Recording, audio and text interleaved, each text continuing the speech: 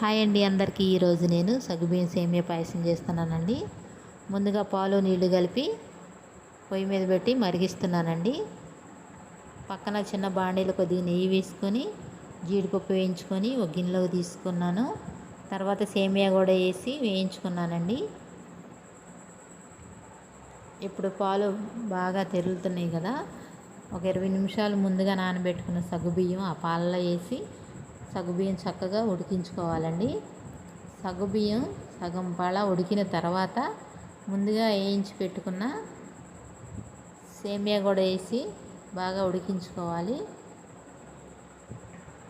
నేతిలో వేయిస్తే సేమియా చాలా మంచి వాసన వస్తుందండి. చూసారా, కలర్ బాగుంది కదా.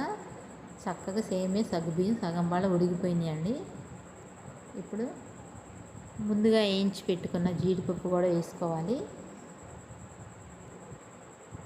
ఆల్మోస్ట్ అయిపోయిందండి, ఉడికిపోయింది సగ్గుబియ్యం సేమియా. ఇప్పుడు బెల్లాన్ని చిన్న ముక్కలుగా నలగొట్టుకొని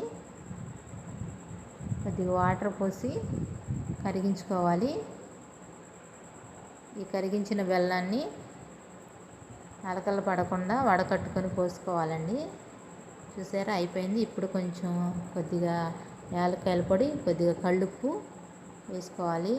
అంతేనండి, అయిపోయింది. కళ్ళుప్పు వేస్తే స్వీట్ చాలా టేస్ట్గా ఉంటుందండి, కాబట్టి కొద్దిగా వేసుకోవాలి, మరీ ఎక్కువ వేసుకోకూడదు. చూస్తుంటే నోరు ఊరిపోతుంది కదా.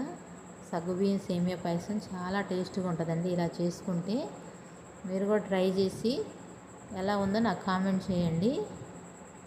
ఓకే ఫ్రెండ్స్, నచ్చితే మన ఛానల్ సబ్స్క్రైబ్ చేసుకోండి, షేర్ చేయండి, కామెంట్ చేయండి ఫ్రెండ్స్. Bye friends.